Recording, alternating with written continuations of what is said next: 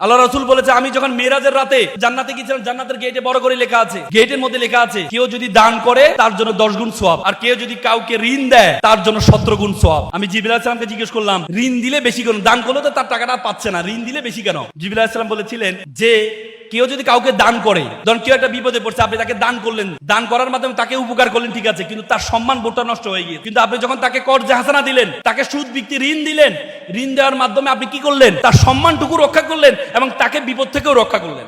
এই জন্য তার সওয়াব 17 গুণ কর্জে হাসানা।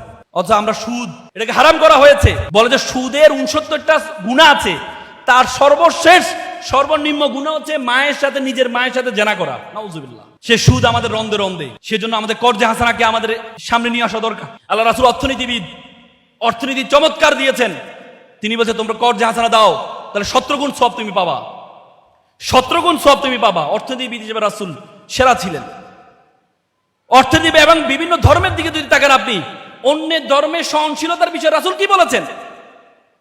অন্যের ধর্মের সহনশীলতার বিষয়ে রাসূল কি বলেছেন? আল্লাহ রাসূল বলেছেন, কেউ যদি ভিন্ন ধর্মের কারো হক নষ্ট করে, কিয়ামতের দিন আমি রাসূল, আমি তার এই মুসলমানের বিরুদ্ধে আমি দাঁড়াবো।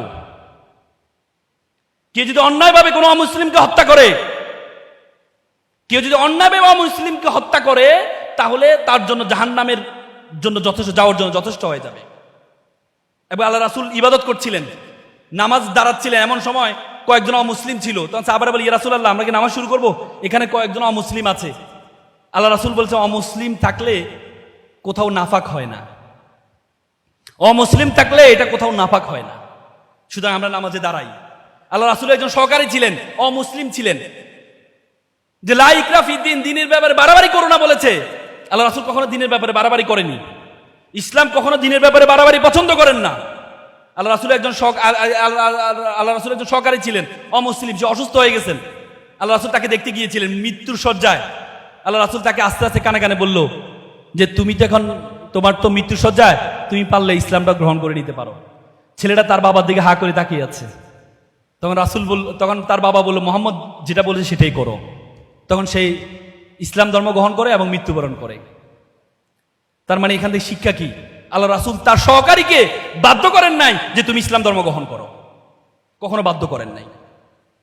তুমি যদি if you look to the history of Indian subcontinent, মঙ্গলরা কত 500 বছর শাসন করেছে। মুসলমানরা যে পরিমাণ শাসন করেছে ভারতীয় উপমহাদেশে, যদি মুসলমানরা জোর করে যদি ধর্মান্তরিত করত, তাহলে এই ভারতীয় উপমহাদেশে মুসলমান থেকে হিন্দু বেশি হতো না। কিন্তু কখনো বাড়াবাড়ি করে নাই মুসলমান শাসকরা, মুসলিম শাসকরা কখনো বাড়াবাড়ি করে নাই। অথচ মুসলিম শাসকরা যদি বাড়াবাড়ি করত, তাহলে হিন্দু এতটুকু থাকতো না। আজকে 130 কোটির মধ্যে 100 কোটি হিন্দু ভারতে থাকতো না। মুসলমান কখনো বাড়াবাড়ি করে নাই, ইসলাম কখনো বাড়াবাড়ি করে নাই, আল্লাহ রাসূল কখনো বাড়াবাড়ি করে নাই।